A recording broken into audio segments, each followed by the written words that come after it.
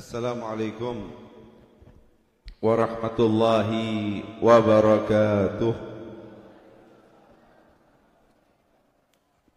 Alhamdulillah, wassalatu wassalamu ala sayyidina Rasulillah Muhammad bin Abdillah wa alihi wa sahbihi wa man walah, wala hawla wala quwwata illa billah. Hadirin dan hadirat jamaah Majlis kopi rotib keliling sambil ngopi. Ngopi bukan artinya cuman apa? Bukan artinya cuman minum kopi, tapi ngopi ngobrol perkara Islam, iman dan ihsan. Insya Allah. Apalagi yang insya Allah kita akan baca adalah kitab salah seorang daripada da'i ilallah yang bukan hanya sekedar da'i, akan tetapi qutbud da'wah wal irsyad, ya, yaitu Al-Imam Abdullah bin Alawi Al-Haddad. Semoga kita dengan majelis ini, dengan hadirnya kita di masjid ini, di majelis ini, dosa kita diampuni oleh Allah. Kita semua mendapatkan kasih sayangnya Allah. Kita semua mendapatkan kebaikan dari Allah. Ya Allah, kami sudah masuk di masjid-Mu lantaran hidayah dari-Mu ya Allah, lantaran petunjuk dari-Mu ya Allah, lantaran Kau mudahkan kami masuk ke dalam masjid ya Allah. Maka jamulah kami dengan sebaik-baiknya jamuan ya Allah. Berilah apa yang menjadi keinginan kami, di mana di situ ada ridha-Mu ya Allah. Berilah apa yang menjadi kebutuhan kami, cukupilah kebutuhan kami ya Allah. Ya Allah, jadikan hati kami tenang dengan kami senantiasa dekat kepadamu ya Allah. Amin ya Rabbal Alamin. Ikhwani rahimakumullah, wa'alam, Al-Imam Abdullah bin Alawi Al-Haddad memberi nasihat kepada kita semua.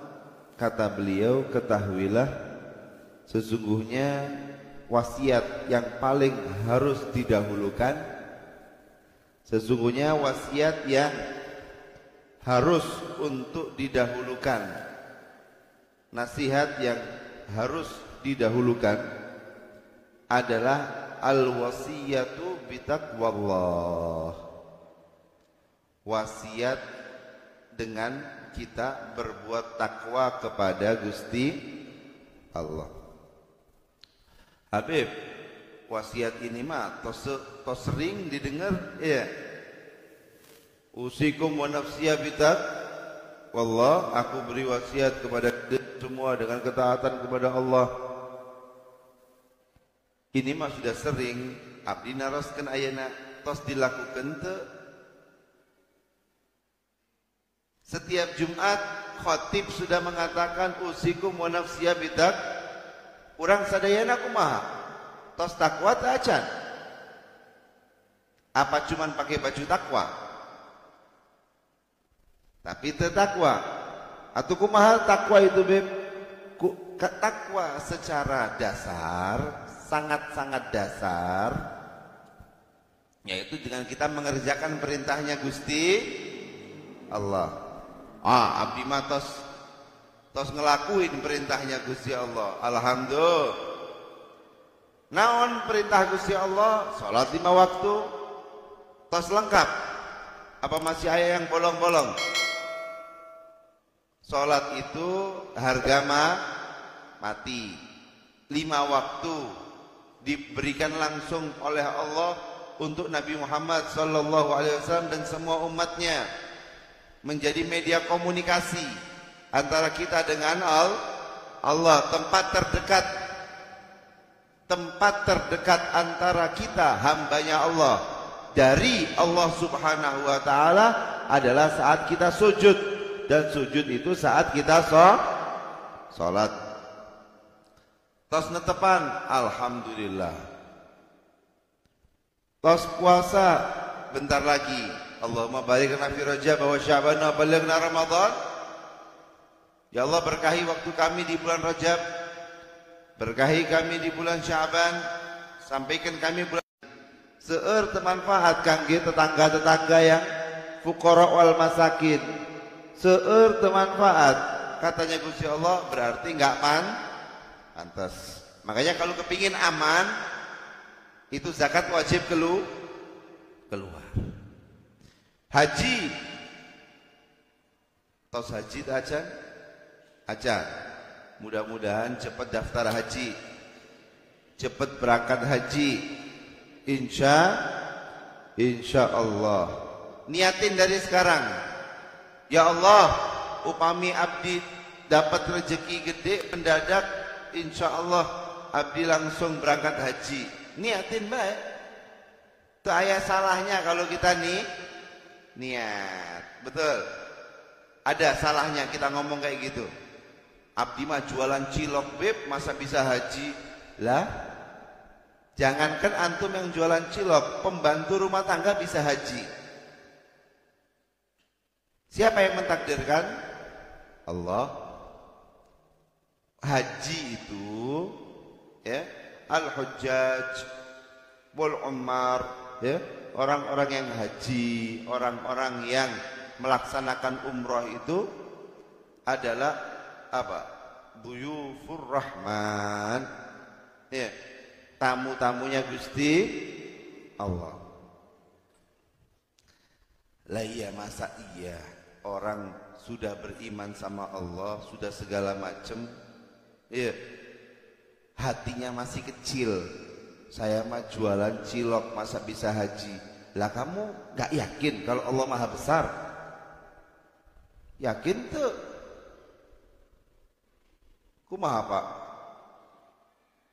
Kumaha?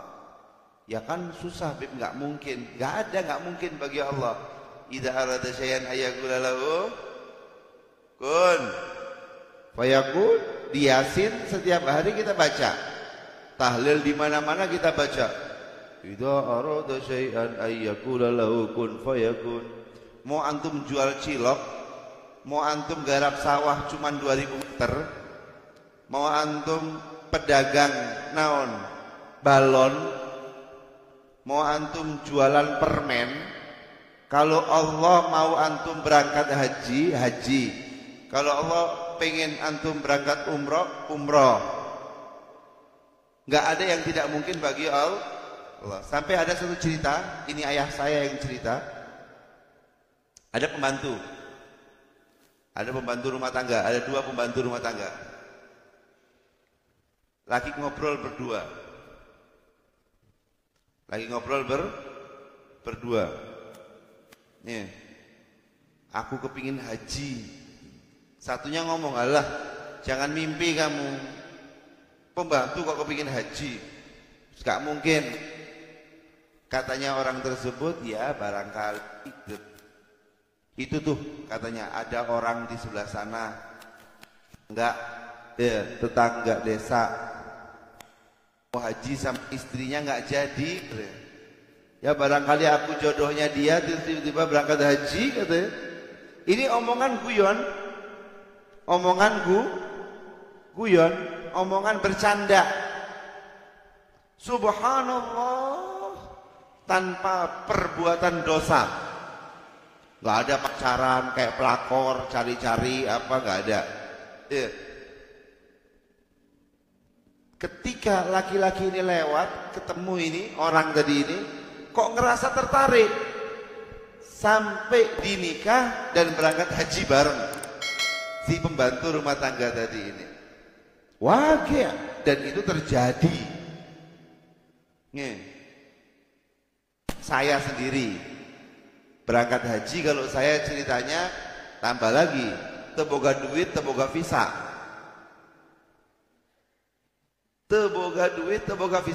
Atau kumaha? Masa iya Beb, anjen ka bumi, saya tunjukkan paspor saya. Ayah visanya jalmi nempel di paspor saya. Pertama teboga duit, singkat cerita ya. Pertama teboga duit. Waktu itu nenek saya haji lewat Yaman, ibu saya haji lewat Yaman, saya yang ngurus. Paman saya ngomong, Nis, kalau Umi berangkat haji, siapa yang nemenin? Ya travel, Yang penting Umi berangkat haji sudah. Daripada di Indonesia daftar dah haji-haji kata saya. Lah terus kamunya? Ya kalau doain Anis, barangkali Anis ada rezeki, Anis haji. Kalau enggak ya wes tak apa-apa. Yang penting Umi haji kata saya. Enggak. Kamu harus haji juga, temenin Umi. Berapa? Waktu itu dolar masih 10.000. 18.000. Waktu itu dolar 10.000, okay? Dibutuhkan 1.800 dolar. 18 juta. Haji dari Yaman tahun 2013. Cuman berapa? 18 juta. Ya sudah, kamu berangkat. Yang benar hal. Saya bilangin sama omongan saya. Yang benar, yes. Tak kirimin 2.000 dolar, dikirimin 20 juta. Alhamdulillah. Santri, terboga pekerjaan. Ya. Lebih ajibnya lagi, waktu kita buat walimatus safar, saya ngomong sama guru saya Habib Ali Masyhur. Habib Ali Masyhur, kakaknya Habib Umar bin Hafid. Habib Ali, kita ini adakan walimatus safar, tapi belum ada kabar tentang visa. Doakan biar visanya orang-orang pada keluar. Habib Ali langsung ngambil mikrofon. Setelah saya ngomong, waktu yang ceramah beliau ngambil mikrofon ngomong, Al-Hajj hadha nidak rabbak indak ta'syira ma indak ta'syira. Ida kan nidak rabbak batahij katanya beliau. Haji ini panggilan Tuhanmu. Kamu punya visa, kamu nggak punya visa. Kalau sudah panggilan Tuhanmu, kamu bakal haji. Pas itu subhanallah, tanggal 3 Dzulhijjah, semua orang pada keluar visanya untuk berangkat tanggal 5 Dzulhijjah. Kalau di sana berangkatnya mepet-mepet, bukan dari awal. Caket sih, ya. Perjalanan dekat, kita bisa naik darat, bisa naik mobil, bisa. Subhanallah, ya. Tanggal 5 visa saya nggak keluar. Orang-orang pada berangkat, siangnya saya ditelepon, Nis visamu keluar. Oh seneng saya, pinjem tas, pinjem semuanya. Pas sudah berangkat, sebelum subuh berangkat, pas subuh, setelah sholat subuh dilihat paspornya. Waduh Nis ada masalah ini. Naon masalahnya? Ini paspormu, tapi coba lihat visanya. Bukan visamu katanya. Jadi visanya seseorang. Namanya dia, fotonya dia. Cuman nempelnya di paspor abdi, di paspor orang. Ana udah seneng. Saya bilang, jarak ke perbatasan berapa jam? 3 jam lagi. Jadi jarak antara Tarif sampai perbatasan 4 jam. Ya, lewat Wadi bin Ali 4 jam. Ke perbatasan doang. Ke perbatasan yang Yaman Selatan 4 jam. Anaknya udah seneng nih, kata saya gitu. Kamu jangan sampai gelokkan hatiku. Pokoknya berangkat dulu sampai perbatasan. Kalau ditolak nggak apa-apa. Tapi kalau ada kesempatan nggak disia-siakan gitu. Subhanallah. Pas lagi pusing, tawassul sama Allah, nyebut namina faqihil muqaddam, ya faqihil muqaddam, ya sagafal ula, wa ya sultanal mala. Wa ya Sayyidina Fakhrul Wujud Sayyidina Syekh Abu Bakar bin Salim. Oh semua abdi tawasulin semuanya. Yang jenderal-jenderal ini tawasul Faqihil Muqaddam, Sayyidina Abdurrahman Segaf, Sultanul Malak Sayyidina Abdul Ali Idrus dan lain sebagainya. Pas lihat-lihat paspor yang lain, ayat satu perempuan, muridnya Habib Umar juga di mobil. Dia sendirian. Visanya keluar juga. Pas saya lihat ditulis murafaqatu zaujiha, ditemenin sama suaminya. Nah, saya bilang, langsung kontan saya bilang, kamu kalau ditanya jadi istri saya ya. Saya suami kamu. Katanya sambil malu-malu, aduh jangan suami, kakak saja, nggak bisa kata saya. Saya mau jadi suami. Subhanallah, waktu di perbatasan langsung di 4 jari nggak bisa-bisa. Singkat cerita, saya bilang ini paspor istri saya. Atau demi kebaikan, atau kumaha lagi kan gitu ya. Ini paspor istri saya. Orang Arab Saudi kalau ada perempuan harus ada mahram. Kalau nggak ada mahram nggak boh. Ini mahram saya, ini istri saya. Kira-kira istri saya mau berangkat sama siapa? Bingung dia. Wes ujung-ujungnya dimasukin sampai haji, sampai selesai. Teboga duit, teboga visa, haji ya haji. Pekerjaan nggak punya. Oh santri, antum pengen tahu santri? Ke Raudatul Ulum, Raudatul Thalibin, itu santri. Teboga duit, mukanya melas. Abdi dulu ya kayak gitu. Iya, makannya seaya-aya. Berangkat haji, lebih dahsyatnya lagi, teboga visa. Terpercaya. Mangga ka bumi, ayah paspornya saya tunjukkan, nih kenangan saya. Di situ keyakinan kepada Gusti Allah. Kadang-kadang yang paling saya gergetan itu kalau kita lagi gini. Saya ketemu orang, mugian cepat nikah. Amin. Kadang-kadang ketawa dulu. Insyaallah beli rumah. Loh, kayak gak yakin aja sama Allah. Ya kan saya menyesuaikan, saya kan tahu diri. Bukan masalah tahu diri. Kalau ada orang ngedoakan buat antum, walaupun itu hanya sekedar omongan, insya Allah beli rumah, amin, selesai. Apa salah ngomong amin? Cuman gara-gara antum pengangguran, salah? Gak ada yang salah.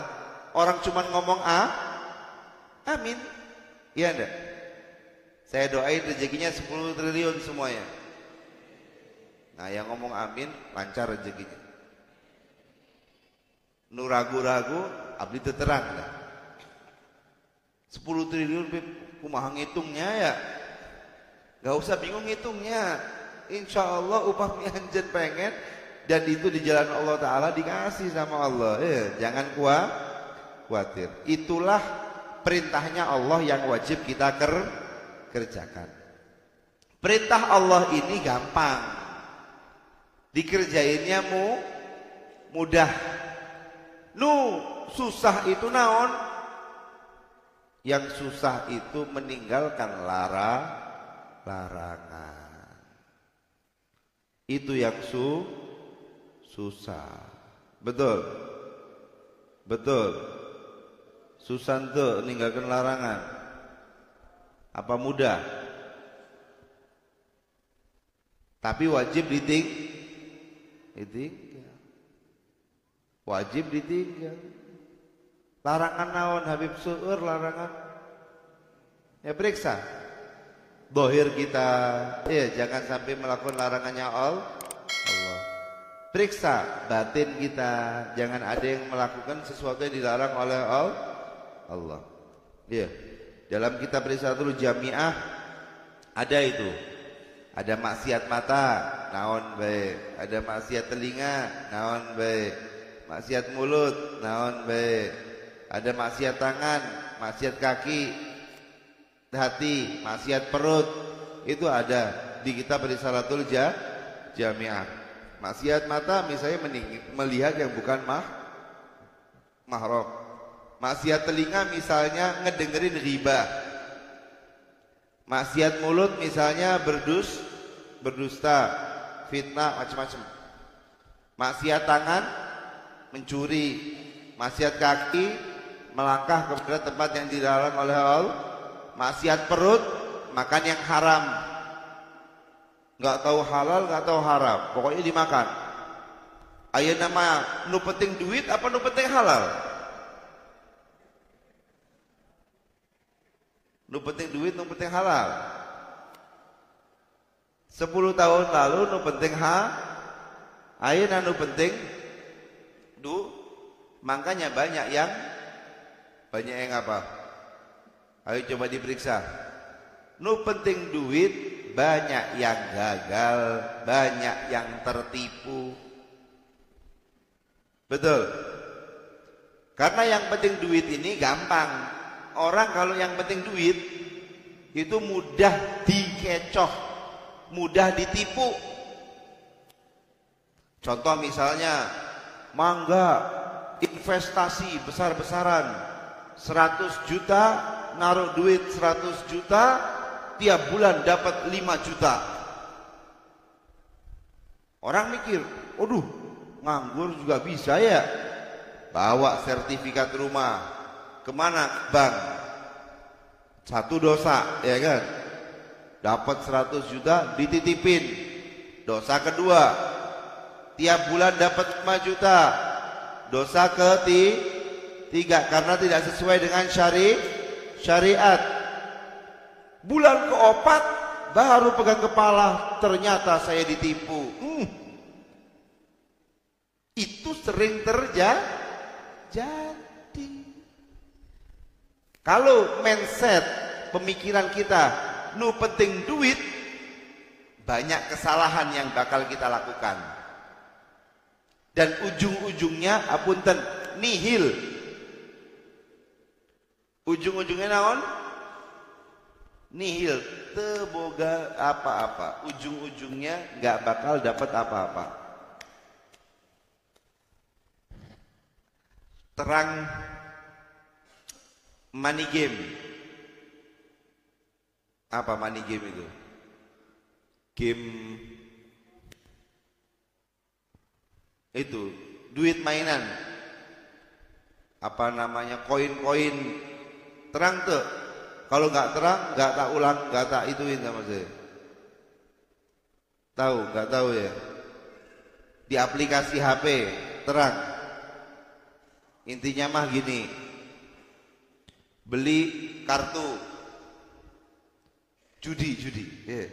Tapi lewat HP. Beli kartu 1.000, ini nanti jam 12 harganya jadi 5.000. Asal kita bener nebaknya, mau ini turun apa naik?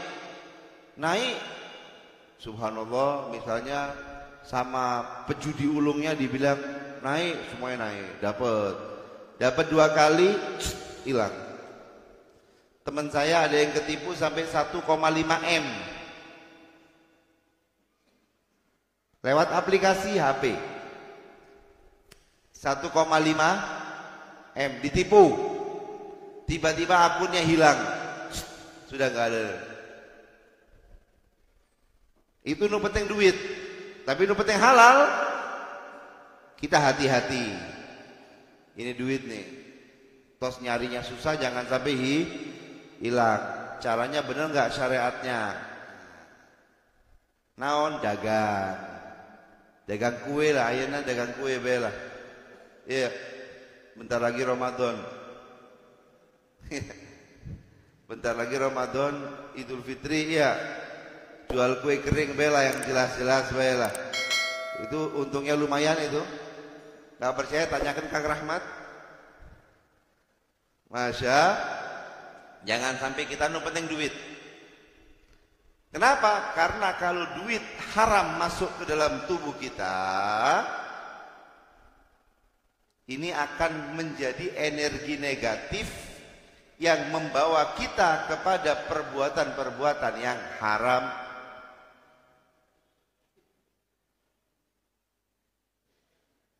Makanya cara cari duitnya yang benar. Ayah cerita gini, ada satu anak soleh dapat warisan dari bapaknya. Sedangkan si bapak ini kerjanya waktu masa hidup campur aduk. Bapaknya nu penting duit, bukan nu penting halal. Rentenir, jalan, segala macam dijalani, pokoknya duit. Anak ini soleh, dapat warisan tapi tahu duitnya bapak campur-campur, ayah yang halal, ayah yang haram. Untuk kumaha ini, datang ke gurunya, kata gurunya gini, nak, kamu besok pagi-pagi ya bawa duit bapakmu, bawa duitmu dulu, ya, bawa duitmu sedekahkan kepada orang pertama yang kau lihat. Hari kedua, kamu ambil duit bapakmu, sedekahkan kepada orang yang pertama kali antum lihat. Yang pertama, duitnya sendiri, subuh-subuh dikasih ke orang yang pertama dilihat. Nih, punten, aya sedikit rezeki sedekah. Katanya orang yang terima, alhamdulillah, alhamdulillah, sudah 3 hari belum makan, mudah-mudahan jadi makanan, bisa jadi energi. Ada berapa hari lah dia belum makan. Yang kedua, pakai duitnya bapaknya, alhamdulillah, bukan alhamdulillah ya, naon ngomongnya, ini nih duit, sudah berapa hari nggak minum khamr katanya. Sudah berapa hari nggak minum naon? Khamr. Yang halal larinya menjadi energi positif, yang haram menjadi energi negatif. Ini penting sekali dalam generasi kita ke depan. Anjen atau orang sadayana, saya pun pribadi harus hati-hati. Jangan asal cari duit tapi caranya teu bener. Moal bener katanya orang Sunda ya. Caranya moal bener. Terus yang penting duit nggak bisa. Antum tahu nggak, banyak orang kaya tapi anaknya nggak karu-karuan. Anaknya malah narkobaan, anaknya malah judi, anaknya malah ribut sendiri warisan, perang saudara. Kenapa? Duitnya ini yang nggak beres. Kita jangan salahkan anak aja dalam ketika dia ada perubahan akhlak. Misalnya dia kok suka yang nggak bener, duitnya dipakai ke yang nggak bener. Jangan disalahkan anak dulu. Coba lihat kamu cari duitnya kumaha. Nu penting duit apa nu penting halal? Kalau antum nu penting duit, ya jadinya kayak gitu anaknya. Kenapa? Karena yang antum kasih makanan ke dalam tubuhnya anak ini, energinya jadi energi negatif. Iya, energinya jadi energi negatif. Jadi suka ngelawan, jadi suka ini, suka itu. Semuanya gara-gara naon? Apa yang dimakan tidak baik. Sebetulnya Pak, Bu, sebetulnya kalau kita ikuti takwa ini dengan hakikatnya takwa, hidup kita tenang, hidup kita bahagia, tentram, damai. Tapi kadang-kadang kita untuk kewajiban it's okay lah, insya Allah semuanya ngerjain sampai ada. Tapi untuk kekurangan atau maksiat kadang-kadang masih kita jalanin. Sampai ayat istilah STMJ, sholat terus maksiat jalan.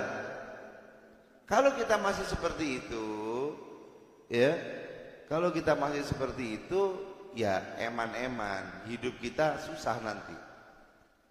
Abdi bari narasin sadayana, pengen hidup tentram apa pengen hidup susah? Pengen hidup damai apa pengen hidup ribet? Damai. Kalau antum cek dan recheck kehidupan 10 tahun, 20 tahun yang lalu, banyak orang yang hidupnya damai, hidupnya tentrem. Rezeki saya wis alhamdulillah. Teboga motor juga jalan kaki. Ayeuna teboga motor. Bukan kredit lagi. Sebelum kredit perang dunia dulu. Tetangga sudah punya, orang tuh punya, tetangga sudah, waduh ribet. Ujung-ujungnya kredit. Kredit yang satu minta, yang dua minta lagi, agak gedean lagi adiknya minta lagi. Di rumah ayah 5, ayah genep, motor semuanya kredit. Belum lagi umurnya motor ditawari sama sales. Itu mangga motor baru, ini motor Selami. Dulu apunten, motor yang tahun 70-an ya, itu masih dipakai di tahun 2005 dan orangnya masih bangga. Betul. Ayeuna motor baru 2015, sekarang 2022 sudah malu makainya. Kenapa? Enggak tren. Tetangga sudah ganti. Kok kita masih ini? Ya, akhi. Nah, makanya di sini nanti kita akan bahas ya, bahwa takwa kata Imam Haddad ada 3 martabatnya. Ada 3 derajat takwa ini. Dan semuanya memiliki spesialis orang-orangnya. Yang pertama takwa dari hal-hal yang diharamkan oleh Allah, maksiat. Itu fardun lazimun kata beliau. Wajib setiap orang bertakwa. Setiap orang wajib menjaga dirinya.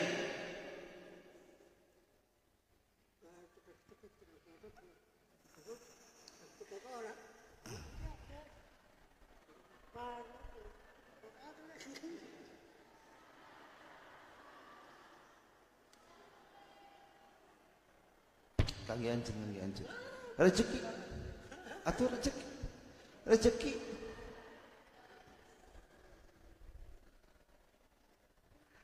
Takwa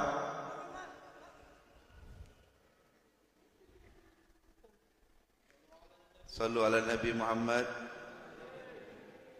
Takwa itu ayat 3 derajat. Pertama takwa dari kemaksiatan. Takwa dari naon? Itu wajib. Setiap orang wajib menjaga dirinya dari kemaksiatan. Kemudian yang kedua, nah ini derajat yang agak tinggi. Naon Habib? Takwa menjaga diri dari hal-hal yang syubhat, yang gak jelas. Ini halal apa haram? Ini halal apa haram? Misalnya, apunten, anjen masuk di rumah, ke rumahnya antum sendiri. Pas di ruang tamu, ada pisang. Iya, ada apa? Pisang 1 kresek. Sebelum antum makan, antum tanya dulu ke keluarga. Bu, ibu, sayang. Ya, sayang. Ini pisangnya siapa? Kenapa harus tanya, Beb? Kan di rumah kita. Masalahnya apunten, barangkali ada tamu masuk ke situ. Baru beli pisang, pisangnya ketinggalan. Masuk di akal tuh? Pernah tuh kayak gitu? Selagi antum nggak tahu ini halal apa haram, kehalalannya belum pastilah, jangan ngomong haram. Ketika kita nggak tahu pasti halalnya pisang ini untuk kita, maka jangan langsung makan. Tanya dulu, ini pisang punya siapa? Oh, itu saya beli tadi. Nah, halal. Dimakan. Betul.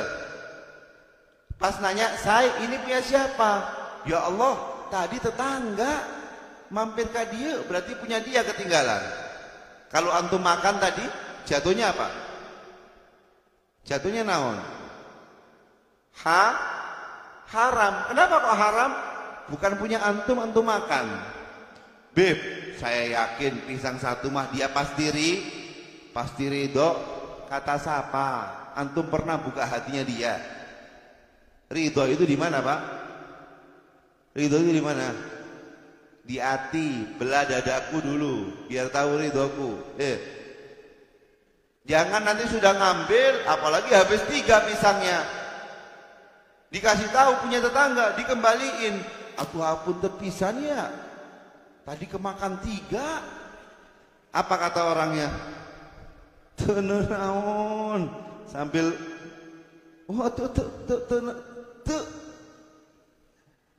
mau ngomong tenenaon tuh sambil mau gergetan ya. Udah tahu ketinggalan malah diambil kesempatan dalam betul. Biasanya santri-santri sendalnya orang, uli maridohu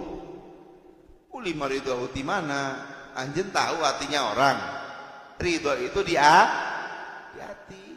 Iya. Ini namanya menjaga diri dari yang syubhat. Iya. Menjaga diri dari syubhat. Contoh misalnya anjen berangkat ke warung. Iya. Ada perbincangan. Warung bakso ini katanya orang-orang ada daging babinya. Tulisannya tapi bakso sapi. Iya. Tapi banyak orang ngomong kalau ini apa? Ayat daging babi. Bahkan ada 1-2 orang yang mengatakan, saya lihat sendiri orang ternak babinya kirim ke situ, gitu. Tapi kan kita nggak melihatnya sendiri. Itu kabar. Ini syubhat ini. Iya, halal tulisannya si sapi, tapi terang itu daging naon, orang tos jadi. Iya, syubhat. Tinggalkan. Jangan malah di bablas belah ternaon, yang penting bakso enak. Tiba-tiba nggak bisa ibadah, jangan salahkan kita, jangan salahkan Gusti Allah. Bukan nggak dikasih hidayah, tos dikasih hidayah, cuman kitanya ada yang ngeberatin. Apa? Makan makanan yang tidak baik. Ya. Yang ketiga, ini tingkatan lebih tinggi lagi. Tapi kalau dilakukan, hidup kita semua tenang. Hidup kita semuanya damai. Naon atuh Habib? Takwa dari hal-hal yang mubah. Tapi di situ hanya untuk pemuasan syahwat. Contohnya keinginan. Banyak keinginan. Ya. Anjir beli motor, hukumnya naon? Wajib apa sunnah? Wajib apa sunnah? Mubah. Antum punya motor nggak dapat pahala, antum beli motor nggak dapat pahala, kecuali dengan niat-niat yang baik ya. Dan antum nggak beli motor nggak dapat dosa. Betul. Iya. Antum tuh boga duit, tapi rasa pengen motor, boga duit tuh boga duit, jangan dipaksa. Itu namanya untuk pemuasan syahwatmu saja. Jangan dipikir syahwat nafsu itu cuma untuk begituan, ya, punten. Tapi ada syahwat makan. Ini kalau antum nggak punya syahwat makan ini, nggak nafsu katanya orangnya. Kira-kira mau antum makan nggak? Makan nggak? Tuh, iya. Kenapa? Itu lagi nggak nafsu, betul. Berarti ya syahwat itu, nafsu itu bukan cuma untuk apa? Untuk apa? Bukan cuma untuk hubungan suami istri, bukan. Konteksnya luas. Makanya, nafsuun, pengen beli mobil itu, gini gitu. Pengen ganti mobil, nafsu, Ayah ente yang ngomong-ngomong kayak gitu. Ayah, kalau kita menjaga diri kita dari itu, wah ini namanya zuhud, takwa dari yang fudulul mubahat, yang berlebihan daripada hal-hal yang mubah. Anjen ayana tos boga jam tuh, boga jam, tuh boga jam, sama-sama saya, nggak punya jam, tapi saya butuh jam nggak ya? Tos ayah diha berarti nggak usah beli jam lagi, kecuali lagi butuh. Kira-kira apunten pisan, pengen beli jam tapi teu boga duit, kesiksan teu? Kesik. Makanya saya katakan, kalau ini kita amalkan, hidup kita akan tenang. Hidup kita akan yang buat orang itu ribet dalam kehidupannya adalah satu, banyaknya keinginan. Pengen punya nggak apa-apa, tapi jangan ambisi punya. Pengen punya nggak apa-apa, tapi jangan maksakan punya. Betul. Beb abdi mah pengen beb beli mobil, tenan naon? Nggak ada yang nggak dosa untuk pengen beli mobil. Tapi ayeuna naon? Butuh henteu? Tos butuh beb. Boga duit teu? Teu boga beb. Ya jangan dipaksa. Maksakeun. Pokoknya aku mah orang harus beli mobil. Apapun caranya. Wah, kalau udah apapun caranya selesai. Nanti bisa nyuri, nanti bisa judi, nanti bisa naon hal-hal yang lain-lain. Ya, kredit. Udah kredit DP 50 juta, bulanan 5 juta, dapat 3 bulan nunggak diambil pok. Enak zaman dulu. Enak orang zaman dulu. Jangan pakai istilah seperti ini. Beb, kalau kita nggak kayak gini ya nggak punya beb kita beb. Kapan lagi kita punya? Iya. Kalau nggak seperti ini kita nggak punya punya. Antum kumaha? Harusnya kita punya. Antum pengen hidupnya tenang, tabung duitnya. Sama aja. Allahumma apa? Kalau ini dapat motor duluan, tapi mikirin cicilannya pusing. Iya. Kalau yang ini enggak, dapat duit ditabung, pas beli bangga. Alhamdulillah, setelah 2 tahun menabung, biasa beli motor. Makainya pun bangga. BPKB tos ayak di jok. Wah, ini beli motor. Orang zaman sekarang beli motor baru seneng ayeuna. Tanggal 1 tos pusing. Ih, tagihan belum dibayar. Buat apa? Buat apa kau pusingkan dirimu? Buat apa kau pusingkan dirimu?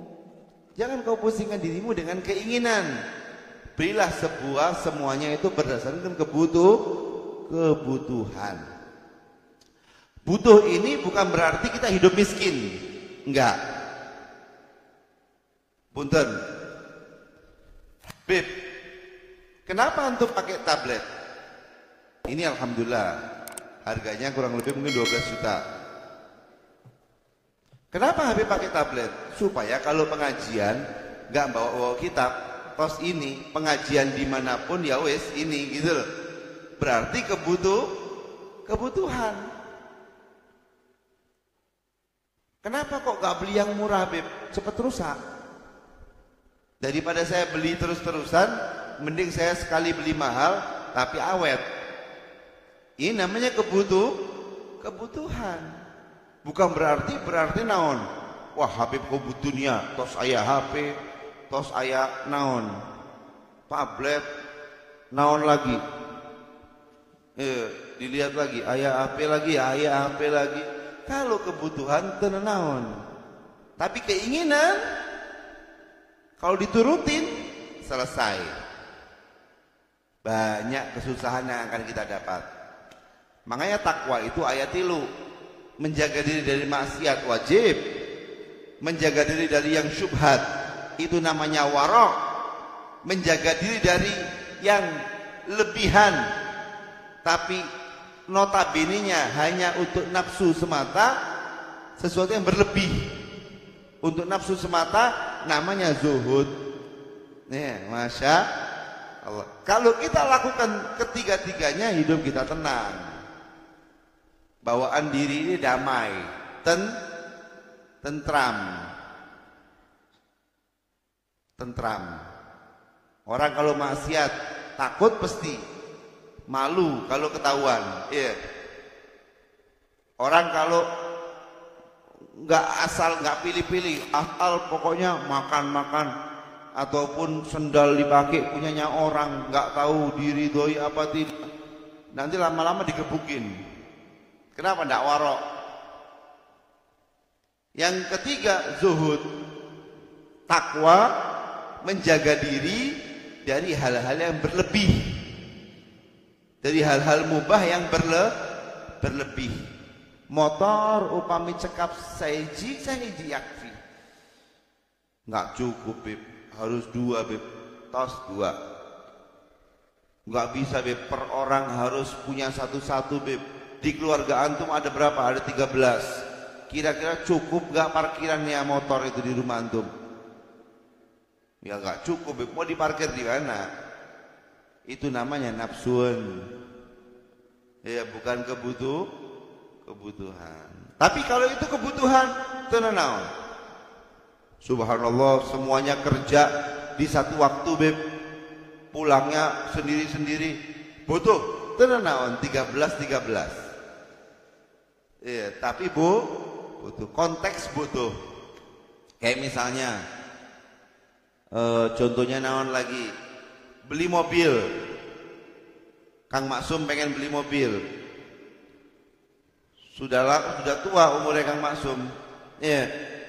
Kalau mobilnya Avanza sakit semua, berarti kebutuhannya naik beli Innova. Apakah hubbudunya? Tidak. Sesuai dengan kebutuhan. Sebab kalau naik Avanza, apalagi tahunnya 2001, selesai. Bisa atau Daihatsu ya, yang murah-murah. Apalagi ground jalan ke Cilelei, ya sakit semua badannya. Mobil kayak rasa gerobak. Misalnya mobilnya udah seok-seok gitu ya, nggak tahu mereknya naon ya. Tapi kalau mobilnya bagus, umur tos tua, mobil bagus, suspensi enak. Nah, kebutuhan berarti butuh. Harganya 500 juta, Beb. Teu naon. Itu sesuai kebutuhan. Yang penting jangan maksa. Tapi tak doakan, mudah-mudahan Kang Maksum mobilnya ada. Amin ya rabbal alamin. Semualah kiai-kiai nu di dieu mudah-mudahan rezekinya lancar. Upami tos butuh Alphard, mobilnya Alphard sadayana insyaallah. Amin ya rabbal. Amin ya rabbal. Amin ya rabbal. Alhamdulillah. Masya Allah.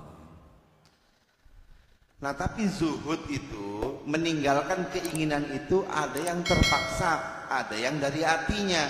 Yang benar yang mana? Yang dari hatinya. Memang dia nggak kepingin juga. Yang aduh ini masih kepingin, bengke belah. Cari yang butuh-butuh belah. Apa yang saya butuhkan ini dahulukan. Ayah terpaksa zuhud. Ya, kumaha lagi, kepengen tapi itu buka duit. Yaudah, mending gak kepengen. Nah, kayak gitu tuh. Ya tapi masih oke lah dibanding gak sama sekali. Yeah. Nah, barang siapa yang sudah bertakwa kepada Allah dan mengkokohkan takwanya kepada Allah, maka dia dapat gift, dapat hadiah di Gusti Allah. Naon hadiahnya Habib? Hadiahnya adalah wattaqullah wa yu'allimkumullah. Takwalah kepada Allah, niscaya Allah akan memberimu pengetahuan yang belum kamu ketahui. Ya. Man amila bima alima awrathahullahu ilma ma lam ya'lam. Barang siapa yang mengamalkan apa yang dia ketahui, maka dia akan diberi pengetahuan yang baru oleh Allah Subhanahu wa ta'ala. Tiba-tiba ayat ilmu laduni. Setiap orang yang bertakwa kepada Allah Subhanahu wa ta'ala. Semoga apa yang kita dengarkan ini manfaat buat kita semua.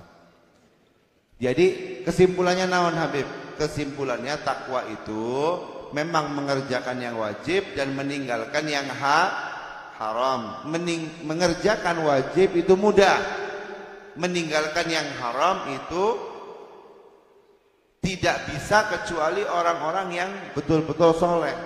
Orang yang pingin jadi orang yang betul-betul kepingin menjadi orang baik.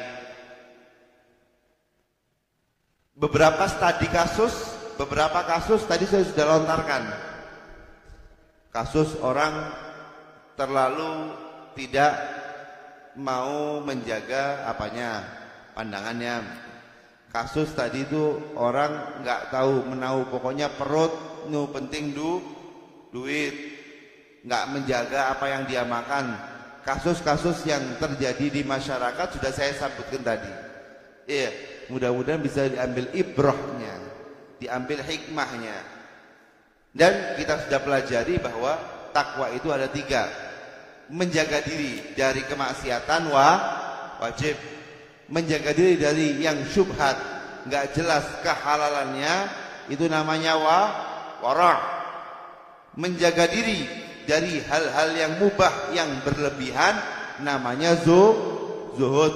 Ketiga-tiganya kalau kita kerjakan, menjaga diri dari maksiat, menjaga diri dari syubhat, menjaga diri dari sesuatu yang berlebihan, dan itu masih mubah, maka engkau atau kita semuanya akan mendapatkan ketenangan, ketentraman, kedamaian zahir dan batin. Kita berdoa kepada Allah, mudah-mudahan rezeki anjeun sadayana, urang sadayana seueur insyaallah, berkah insyaallah, sehingga kita bukan nu penting duit tapi nu penting halal, dan insyaallah setiap apa yang menjadi keinginan kita, di mana di situ ada ridhonya Allah, dipermudah oleh Allah. Amin.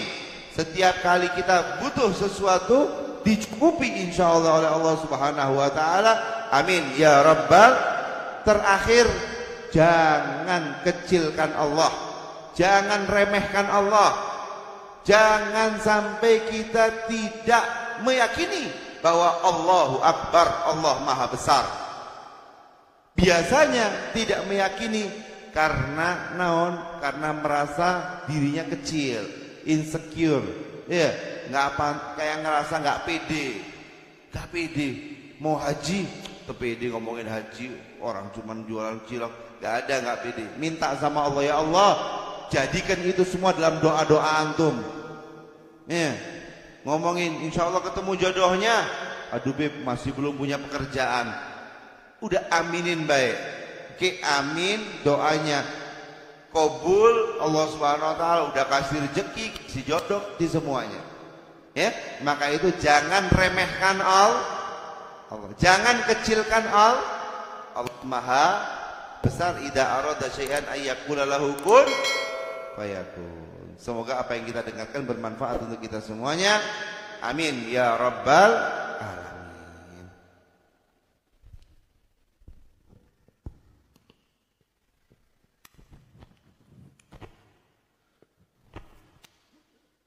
Acara selanjutnya yaitu dialog interaktif. Sudah ada beberapa pertanyaan yang sudah masuk. Pertanyaan yang pertama, jika ada seorang istri ditinggal wafat oleh suaminya, maka ia harus menjalani masa iddah. Pertanyaan, apa yang dimaksud dengan masa iddah? Pertanyaan kedua, berapa lama waktu iddah dan bagaimana cara pelaksanaannya? Yang pertama, apa itu masa iddah? Ya.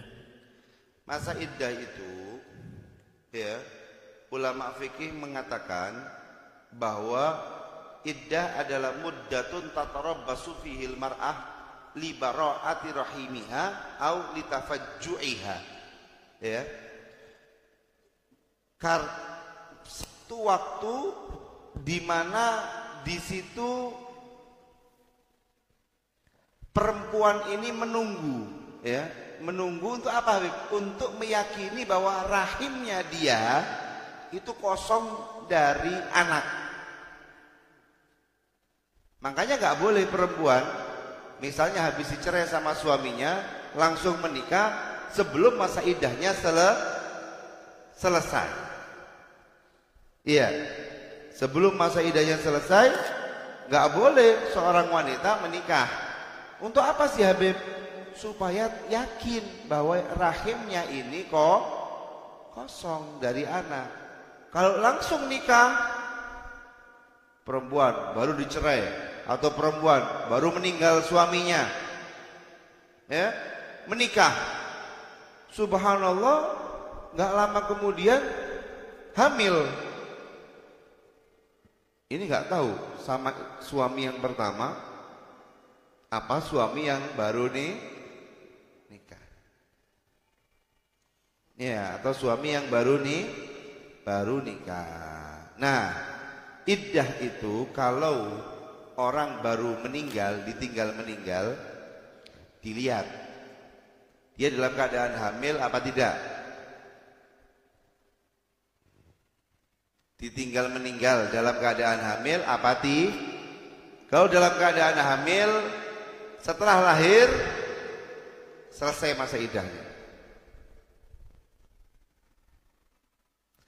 Tapi ya, kalau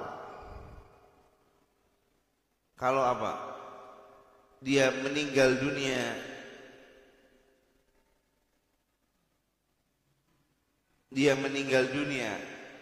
maka iddahnya adalah 4 bulan 10 hari. 4 bulan 10 hari. Di situ perempuan ya itu tadi tidak boleh iddah itu, ya udah nggak boleh dandan dulu, nih, supaya juga tahu orang-orang kalau dia lagi berkabung, ya, supaya tahu juga bahwa orang-orang dia lagi berkabung. Itu namanya ihdad, ya. 4 bulan 10 hari bagi yang apa? 4 bulan 10 hari bagi wanita yang ditinggal meninggal dunia. Kemudian bagaimana masa iddah? Ya dia tidak boleh keluar kecuali betul-betul hajat. Selagi ada yang bisa mencukupi kebutuhannya, tos di rumah baik. Tak ingin keluar kemana-mana. Nih, untuk makan nggak ada, ya dia keluar, selesai hajatnya langsung balik lagi. Nih, seperti itulah iddah. Dan ini sering orang tidak melakukannya. Ya, sering orang naon tidak melakukannya. Nah ini, saya ulangi lagi. Kalau ditinggal meninggal ketika hamil, maka iddahnya dengan melahirkan. Tapi kalau dia bukan orang yang hamil, maka iddahnya 4 bulan 10 hari. Fahimtum?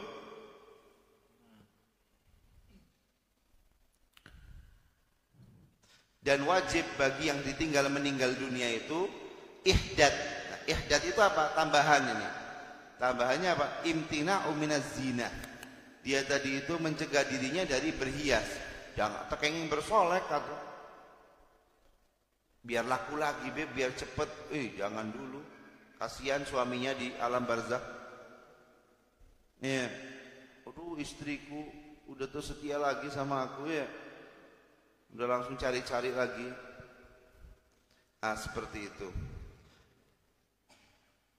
Apa sih Beb yang dikerjakan Beb? Yang dikerjakan adalah mulazamatul bait. Tetap di rumah. Illa lihajah.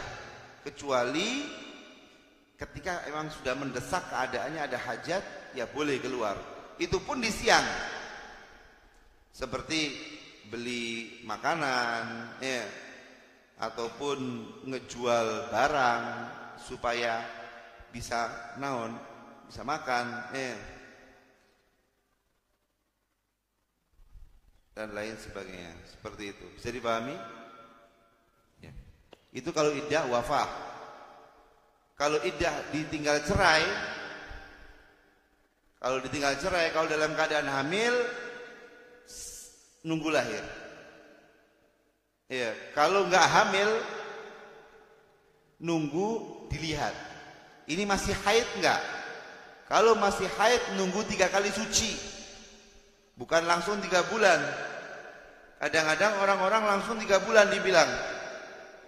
Ya, bukan gitu. Nunggu 3 kali suci. Kalau ditalak dalam keadaan suci, dihitung 1. Nanti haid, suci lagi 2. Haid, suci lagi 3. Haid, selesai iddahnya. Kalau orang-orang kadang-kadang hapunten, orang-orang awam berpikir bahwa iddah setelah dicerai itu 3 bulan. Belum tentu, bisa lebih. Apalagi kalau perempuannya jarang haid, ditalak dalam keadaan suci. Biasanya ada perempuan yang sucinya lama, 2 bulan baru haid. Enggak itu tuh, enggak rapi tuh. Bukan enggak rapi, enggak normal. Karena ada perempuan yang sucinya lama, terus haidnya sebentar. Itu 3 kali berarti bisa lebih dari itu. Walaupun ada, kalau enggak salah ya, ada pendapat Imam Syafi'i yang kalau udah betul-betul enggak pernah haid 4 tahun. Walau mudatan tawilah. Ya, ada pendapat Imam Syafi'i kalau enggak salah. Ada enggak yang buat orang yang susah haidnya. Jadi betul-betul udah kayak suci baik dia. Kalau enggak salah dikira-kirakan atau qol qadim ya, nunggu sampai 4 tahun.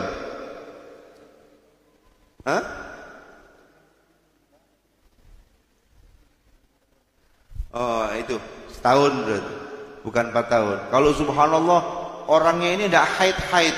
Ada perempuan yang kayak gitu, nggak pernah haid. Bukan monopos ya, dia di umur haid. Misalnya umur 30 tahun, ya. Misalnya dia umurnya masih haid, tapi dia nggak haid.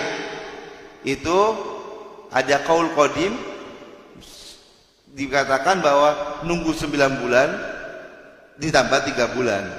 9 bulan seperti hamil, 3 bulan seperti orang yang nggak haid gitu. Nah misalnya orang yang sudah monopos dicerai, tos tua cerai, aduh bikin malu sama cucu ya, bikin malu sama incu, gimana Habib? Iddah 3 bulan. Kenapa? Karena dia monopos.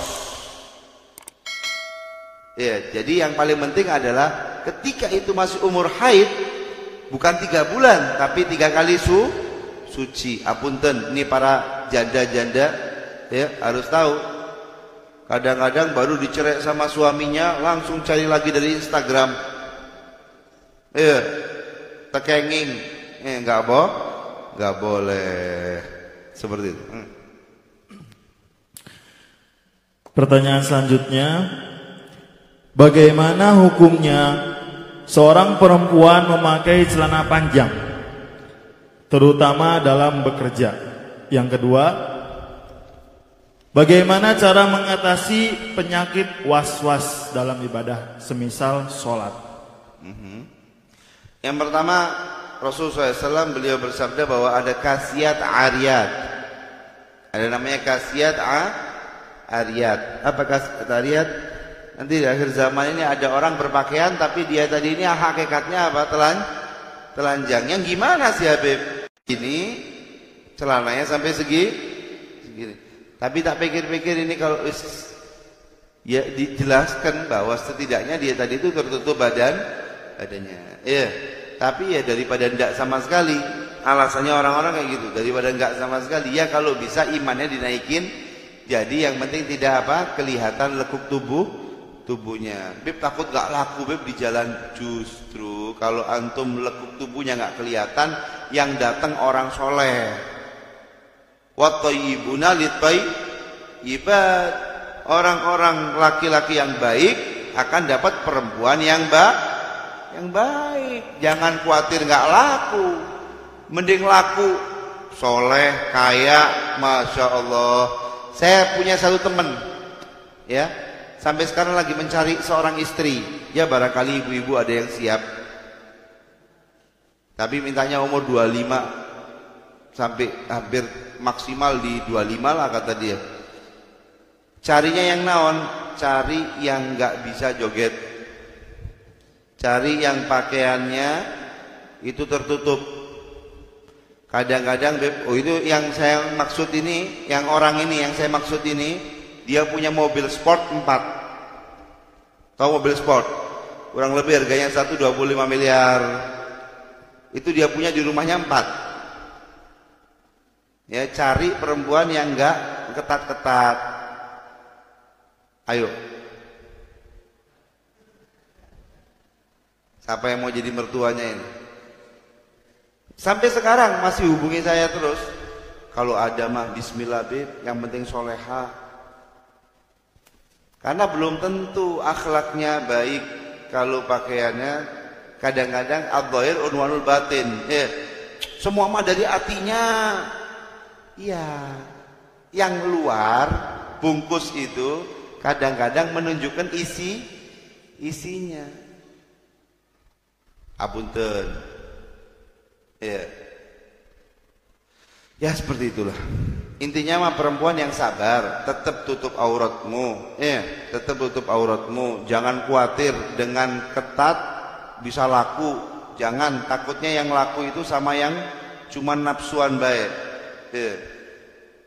Betul. Jadi lakukan, hormati dirimu sendiri. Hormati, wahai perempuan, hormati dirimu dengan kau tutup auratmu. Pakai celana Beb, enggak apa-apa, yang penting jangan ketat. Jangan kelihatan lekukang tubuh. Sekarang banyak kok desainer yang baik gitu. Desainer yang baik, yang subhanallah dia mempertahankan kesucian wanita, kehormatan wanita. Apunten, seneng apa ndak perempuan kalau ada laki yang ngeliatin tapi pikirannya ngeres terus? Berarti tidak terhormat. Tapi kalau laki-laki ngelihat, aduh solehai, berarti terhormat. Masya Allah. Ya khair. Terus apa lagi tadi ya? Penyakit was-was. Was-was ini harus dilawan. Jangan dipercaya. Seperti Habib Hasan Asy-Syatiri, kalau nggak salah, atau Habib Abdullah Asy-Syatiri, ada satu muridnya was-was. Ya, was-was. Kau dari kamar mandi itu, apunten. Dari kamar mandi mau menuju ke tempat sholat itu jalannya kieu. Saking takut najis. Dalam syariat Islam, selagi itu tidak kamu ketahui kalau najis, ya nggak najis, suci. Makanya anjen upami nggak pakai sejadah di tengah-tengah jalan itu, ya ada najisnya nggak? Kelihatan nggak? Enggak Beb, sholat di situ tenawon sah. Siapa yang ngomong nggak sah? Nggak ada ulama yang ngomong nggak sah. Akhirnya Habib Abdullah itu untuk ngobati anak ini, Ya, Habib Abdullah Syatiri, atau kalau nggak salah Habib Hasan, saya lupa. Untuk ngobati anak yang was-was ini, diambilin kotorannya kambing, dimasukin di kesaknya dia. Sholat kamu sekarang. Habib atau Syekh, ini kumaha, ini najis, mau sholat. Dipaksa sholat, ngantongin naon? Kotoran yang dia pertamanya takut, nginjek ini, nginjek takut, ya was-was, ini najis itu. Malah dikasih kotoran kambing, sholat. Ketika dia sholat, Allahu Akbar, bawa kotoran kambing, semua was-wasnya hilang. Nah Habib itu kumaha Habib? Kotoran kambing hukumnya najis ente?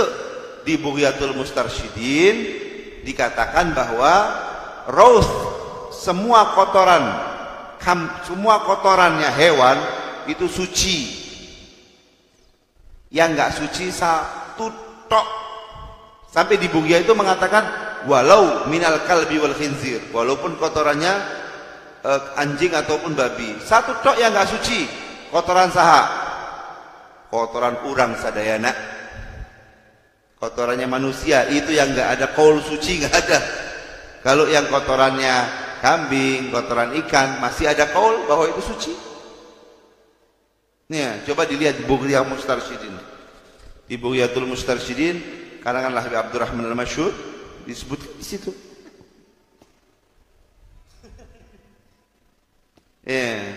Jadi kalau dihilangi kumaha Habib? Jangan dipercaya, selesai. Takut najis, tak aya najis gitu baik. Sholat Al-Fatihah, terus baca Fatihah tuh, terus baca, anggap sudah. Lama kelamaan nanti hilang. Tapi kalau diikuti, setan terus ngikuti nanti. Nanti dibilang sudah rukuk belum, sudah. Lah tapi sambil, lah antum kalau udah kayak gitu, berarti antum jangan sholat sendirian. Antum sholatnya berjamaah. Solusinya seperti itu. Duhur sholat sendiri, nanti bingung. Terus rakaat keopat apa 5, opat apa 5. Besoknya atau asarnya sujud keberapa ini? Ketilu apa opat? Tilu, sujud ketilu. Sujud itu ke 1 apa 2? Masya. Nah di situ ini, cara menghilangkan waswas ya jangan percaya dengan apa yang kamu waswasin gitu. Ini yang pertama. Tapi solusinya jangan sembarangan juga. Berarti kalau antum waswas dalam sholat, jangan sholat kecuali berjamaah. Kemudian kalau sholat sunnah kumaha? Ya sambil khusyuk. Jangan gelabbiar. Kalau sholat duhur, sholat sunnah, Allahu Akbar, sambil mikirin tadi di toko ayat segini, itu mah bukan was-was namanya, lalai. Nah itu dihilangkan. Jadi dengan kita tidak percaya, dilawanlah, jangan diturutin. Was-was diturutin semakin was-was. Was-was dilawan menang, setan yang kalah. Gitu.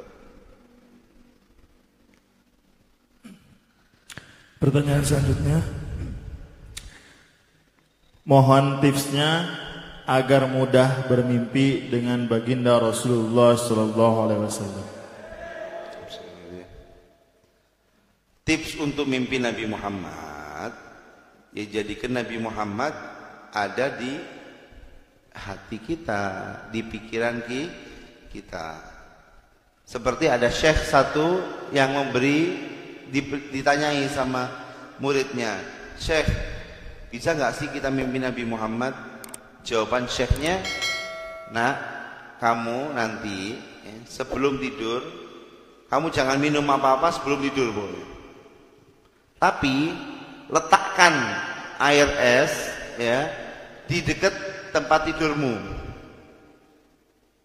Dia udah haus, air nggak boleh diminum. Liatin aja itu air," katanya gurunya gitu. Subhanallah, mimpi lagi kehausan, minum air, kluk. Pas keesokan harinya ditanyai sama gurunya, Nak, kamu semalam mimpi apa? Ya Allah guruku, saya itu mimpi minum air es seger pisan pas saya lagi haus-hausnya. Kenapa kamu bisa mimpi itu? Sadar gak kamu nak? Apa guruku? Karena yang ada di pikiranmu sebelum tidur yaitu air es yang ingin kamu minum. Kebawa Lah kalau Nabi Muhammad di pikiranmu terus, ya kebawa mimpi. Atau sebelum tidur bingung posting Instagram, scroll story-nya orang-orang, ya, story dilihatin, story-nya Habib naon ayeuna, ya.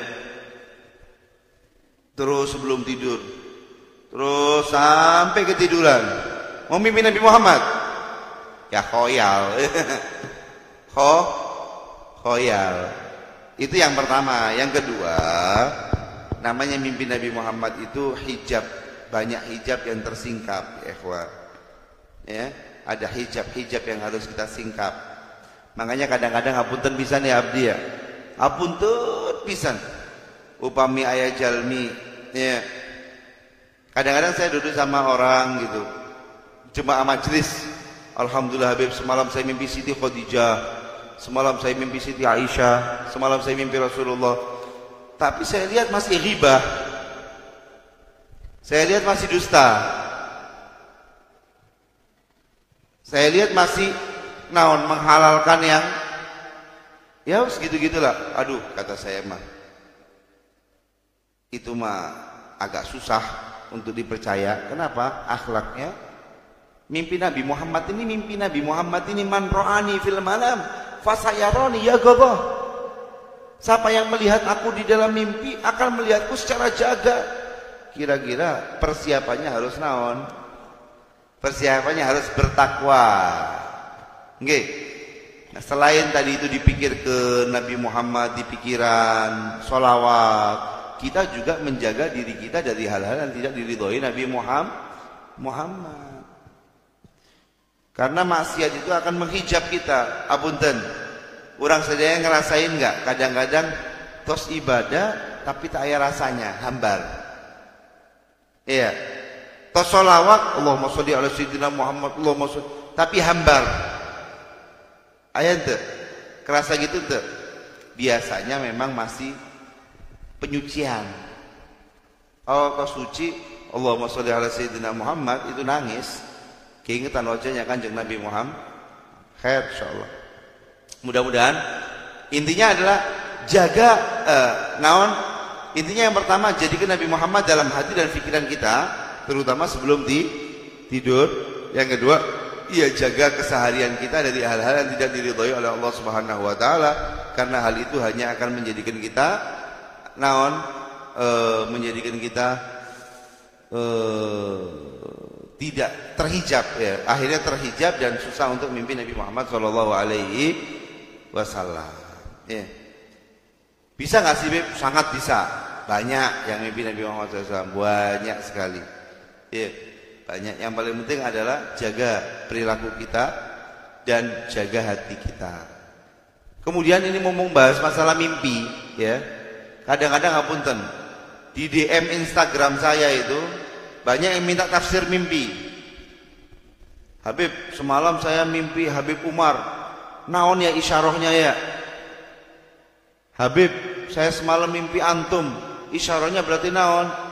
Katanya Habib Umar di dalam kitab Silsilah Ma'alimud Du'ahnya, ya, bahwa jadikan mimpi itu motivasi untuk melakukan kebaikan. Tos jangan dicari tafsirnya naon. Upami anjen tos mimpi orang soleh, atau berarti amal solehnya diseerkan. Alhamdulillah tiasa mimpi Habib Umar, alhamdulillah tiasa mimpi Habib Bana Quraisy, alhamdulillah tiasa mimpi Habib Mikdad, alhamdulillah tiasa mimpi Eyang Hasan Maulani, alhamdulillah tiasa mimpi Kang Maksum. Ya, nggak usah mimpi udah kelihatan ya. Mimpi kesembuhan orang-orang soleh. Nah, mimpi orang-orang soleh jadikan motivasi untuk melakukan kebaikan. Jangan dicari tafsir mimpinya lagi, tos cekap. Iya. Sampai ada satu orang muridnya Habib Umar di Darul Mustafa. Mimpi Habib Umar mencium dahinya. Mimpi Habib Umar cium jidatnya. Teman-teman, dia cerita sama teman-teman, wah alhamdulillah semalam ana mimpi dicium sama Habib Umar. Apa ya kira-kira tafsirnya ya? Sudah. Katanya anak-anak, sudah ahsan ente sekut. Ente nikmati mimpi itu. Enggak. Anak pokoknya mau ngomong sama Habib Umar. Anak mau cerita sama Habib Umar. Datang ke Habib Umar cerita. Habib alhamdulillah semalam ra'ait fil manam, aku lihat dalam mimpi engkau mencium dahi saya Habib. Apa makna mimpinya Habib? Apa jawaban Habib Umar? Aywah, ahsin sujudak, kata Habib Umar. Ya, perbaiki sujudmu mual bener. Tuh kumaha berarti? Langsung pulang ciut ya. Teman bukannya dapat kabar gembira, tambah dapat nasihat yang menusuk ke mual bener sujud anjen mual bener. Sujud yang bener. Iya. Padahal mimpinya naon? Indah. Dicium dahinya sama Habib Umar. Tapi ternyata pesannya adalah sujudmu mual bener, perbaiki sujudmu, katanya Habib Umar. Masya Allah. Ya, Habib Umar berkata seperti itu karena beliau di dalam maqam tarbiyah, di dalam maqam mendidik, sehingga anak tadi ini tidak sombong, tidak lupa daratan, ya, tidak gurur seperti itu. Ya, jadi kalau ada mimpi yang indah, tos nikmatin baik, jadi ini itu sebagai motivasi untuk berbuat baik, selesai. Itu aja, Beb. Itu aja. Mimpi Habib Umar berarti amalannya harus lebih baik, gitu. Mimpi yang Hasan Maulani berarti amalannya harus lebih baik. Iya. Gitu. Itu aja sih. Enggak. Masih ada? Masih. Kalau masih banyak, masukkan ke lajnah fatwanya Kiai. Ini dipilih. Boleh. Satu lagi. Bagaimana hukumnya sholat Jumat di sekolah? Yang mana di sekolah itu beda-beda daerah, yang mukim hanya sedikit.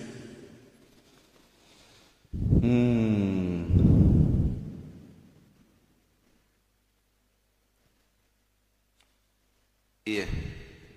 Bagaimana sholat Jumat di sekolah? Di sekolah. Sekolah.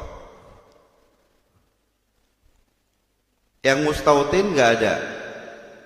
Ada tapi tidak sampai 40. Sebetulnya ta'adudul Jum'ah itu tidak diperbolehkan kecuali likathrotih, ya kan? Atau adanya tanazu', adanya banyak, nggak cukup misalnya. Sebetulnya sekolahnya harus dilihat dulu gitu. Misalnya punten di dekat situ ada masjid, maka ya dikasih solusi kepala sekolah dan lain sebagainya, biarin anak-anak yang laki-laki ke masjid di tempat sekitar. Ya. Misalnya nggak ada masjid, sekolahnya terpencil. Nah, yang mustautin tadi itu ada berapa? Ada 14 qaul tentang adadul Jum'ah. Ada 14 qaul tentang adadul Jum'ah. Ada yang mengatakan bukan 48, cukup. Ada yang mengatakan 12. Ada yang mengatakan 2. Macam-macam. Ya. Makanya waktu di Ciniru, Abdika Ciniru, tahu Ciniru? Ciniru yang sini nih. Kecamatan Ciniru, subhanallah, itu di desa naon? Desanya Ustaz Anis itu. Desa naon Ustaz Anis? Tempatnya jin buak anak lah. Itu yang Jumatan 12 orang. Kalau lihat hitungannya ya nggak boleh Jumatan. Kalau yang dapat muktamad. Tapi Al-Habib Ali bin Muhammad Al-Habsyi, beliau mengatakan ketika itu syiar Jum'ah walaupun 12 sholat Jumat, ikut pendapat yang seperti itu. Nah, waktu Bahsul Masail, tapi saya belum baca kitabnya. Waktu Bahsul Masail, saya belum baca kitabnya. Fatwanya ulama Mesir itu sudah sekarang ini ta'adudul Jum'ah ini sudah adalah hajah, sudah tidak apa-apa. Walaupun satu desa ayat 2, ayat 3, ya betul Kiai. Itu pendapatnya ulama Mesir kalau nggak salah. Waktu Bahsul Masail di mana gitu saya hadir, dibahasnya seperti itu. Tapi mungkin ada kiai yang mau nambahin masalah ini. Ya.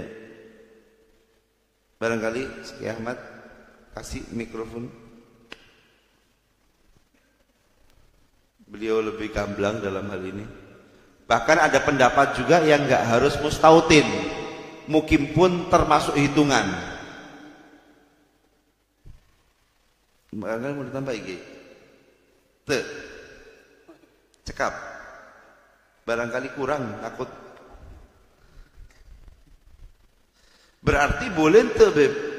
Ya kalau saran saya ketika ada Jumatan di sebelah, ya gimana lagi, ya kan? Tapi kalau harus di sekolah, ya berarti pakai pendapat yang meringankan. Barangkali takut anaknya nggak balik lagi atau ya apa. Ya ikut pendapat yang meringankan, yang mengatakan bahwa ya mustautinnya nggak harus 40 walaupun 8 atau bahkan 2 jadi. Tapi harusnya kepala sekolahnya diskusi sama kiai setempat atau ada kiai yang ngasih tahu. Ya. Wallahu a'lam.